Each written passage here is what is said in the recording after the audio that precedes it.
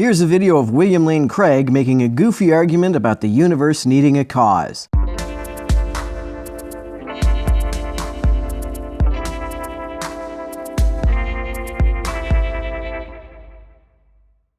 Another question that sort of links in, and obviously this is going back to your well-established work on the Kalam cosmological argument. And I know you've answered this question a number of times, but Nathan asks it, and I think it's helpful to remind ourselves on how you respond.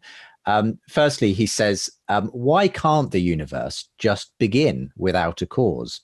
And secondly, if causes are relationships between spatio-temporal events, why would the universe, which is not a spatio-temporal event, need a cause? More specifically, I think it's the case that if anything needs a cause, only a change needs a cause. If there is a change from a state of affairs in which something doesn't exist to a state of affairs in which something does exist, it makes sense to say that such a change had a cause. However, there was never a state of affairs in which the universe did not exist, unless there's a multiverse, in which case there was no state of affairs in which the multiverse didn't exist, even if the universe or multiverse is finite in the past. When apologists say that God created the universe out of nothing, they talk about nothing as though it is some state of affairs they call nothing. When I say that the universe was preceded by nothing, I don't mean that it was preceded by something I call nothing. I'm saying it wasn't preceded at all. That is, there was no time prior to its existence. The Big Bang was not preceded by a state of non-existence, as Frank Turek puts it. Non-existence and nothingness are not states. There was no change from a state of nothingness to a state of existence. There's no need to ask what caused such a change if no such change took place. This, of course, just to set the scene,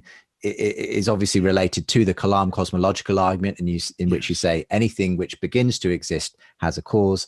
The universe began to exist, therefore the universe has a cause, and then you give reasons for why that cause is best explained as God. Yes. But to sum up again this question, why couldn't the universe just begin to exist without a cause? And what about the fact that it doesn't seem to have the same kind of properties as other causes, which are spatio-temporal? Well, to speak to the second point first, I think it's an unjustified assumption to say that causality only holds between spatio-temporal events. I can't imagine what an argument for that assumption would look like. Well, I don't understand what the act of causation is if it is not itself a spatio-temporal event. To cause something is to take an action, and nothing can take any actions without space and time in which to take those actions. Without space-time, I don't understand what it means to do anything at all, even to exist. So space-time seems to be a logically necessary prerequisite for causation. If it's a prerequisite for causation, I don't see how space-time itself can have a cause. And so I think that is an unjustified assumption. Now, with respect to the causal premise of the argument, in my published work, I've given 3 arguments for the truth of this causal premise, each of which I think is sufficient for rendering it more probable than not, and which together make a powerful cumulative case for its truth. And these would be, number 1, that the causal premise is rooted in the metaphysical first principle that something cannot come from nothing, that being only comes from being.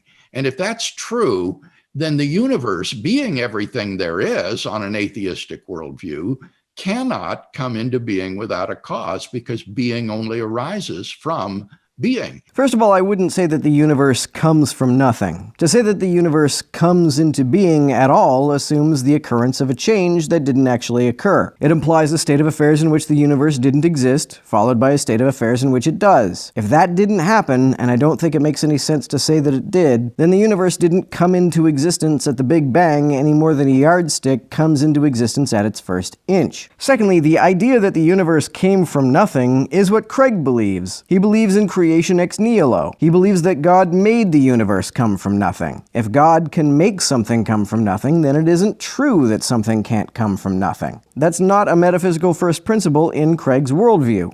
Secondly, if things could come into existence uncaused, if being can begin from non-being, then it becomes inexplicable why just anything and everything doesn't come into being without a cause. And that affirmation would completely destroy science. Well, if there's a God that can make things pop into existence out of nothing, then why doesn't that destroy science? And then thirdly, it would be the inductive evidence that we have for the causal premise. The premise is constantly verified in our experience and never falsified.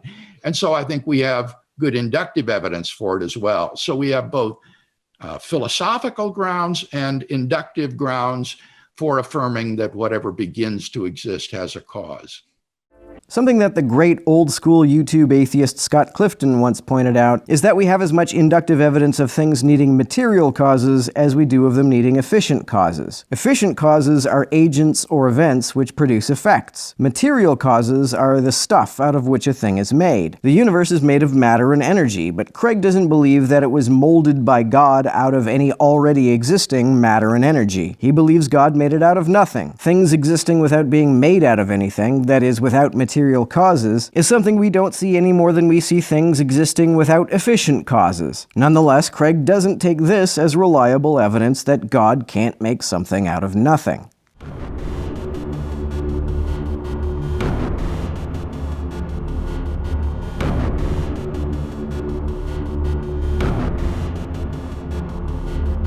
To everyone who helps me out on Patreon, you're a big help. Thanks so much.